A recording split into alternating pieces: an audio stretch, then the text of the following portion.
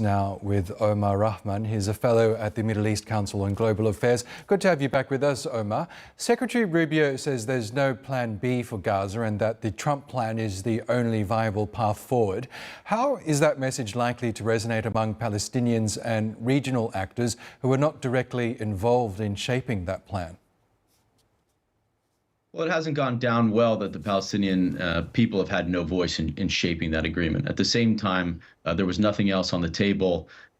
Israel was, moving forward with its genocidal campaign, and then, through a series of, even missteps, the attack on Qatar by Israel, all those kind of things, we've gotten to this point where this is the deal on the table, and all the sides have agreed to it. So I think, it's a vague plan that Palestinians and others have a lot of problems with, but at the same time are pushing back on certain issues and trying to shape this agreement. And, there's momentum shifting in different ways. Obviously, we're seeing new tensions building in the U.S.-Israel relationship, and how those can be exploited, what kind of pressure can be put on Israel to push it back off certain things.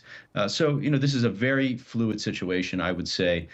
Nobody's very happy, but at the same time, all parties are trying to do their best to make it a sustainable ceasefire and something that endures into the longer term. Marco Rubio also insists that Hamas must be completely excluded from any future governance of Gaza. Given the realities on the ground, is that a workable position? And if not Hamas, who could realistically fill that political insecurity vacuum? Again, these are positions taken by the U.S., taken by Israel, even some other states that are and stakeholders that are involved. How this matures and comes into effect over time, we'll see. Hamas is a player on the ground. Even Trump has acknowledged that Hamas has stepped back into at least a policing role, kind of in the meantime, in which there's no security force on the ground in the Gaza Strip. The transitional force that is laid out in the plan has not been mobilized or deployed yet, and so Hamas has had that role. At the same time, Hamas, there's an agreement in Cairo that came out today among Palestinian factions, of which Hamas was a part, agreeing that the political or the kind of governance body that would exist on the Palestinian side would be formed of technocrats that are unaffiliated with any of the major factions. So I think Hamas has been willing to take that step and take a back seat as a political player or in a leadership position or anything like that. And so there is that flexibility there. But at the same time, what will come into existence is still very much unknown. It's spelled out in the most vague terms in Trump's 20-point plan and is still being negotiated. So we'll see what ultimately comes into existence here and what role Hamas has. The Trump plan also envisions an international stabilization force entering Gaza to oversee security. In your view, what are the risks or implications of effectively internationalizing Gaza's security under a US and Israeli-led framework?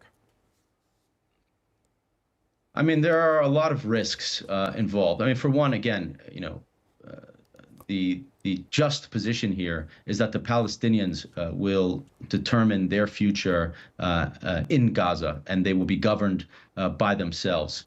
At the same time, we have this framework in place in which there is a lot of external control over Gaza's, especially its immediate future, whether that be this stabilization force that's made up of a number of external actors, whether it's this board of peace that we really don't know much about at this point.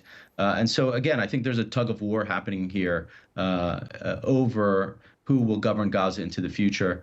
But there are elements to this where Palestinians, should want some international involvement, some barrier between themselves, who are very vulnerable in this asymmetric relationship with Israel, as a barrier to protect them from this incessant bombing in which Israel can do whatever it wants when it wants.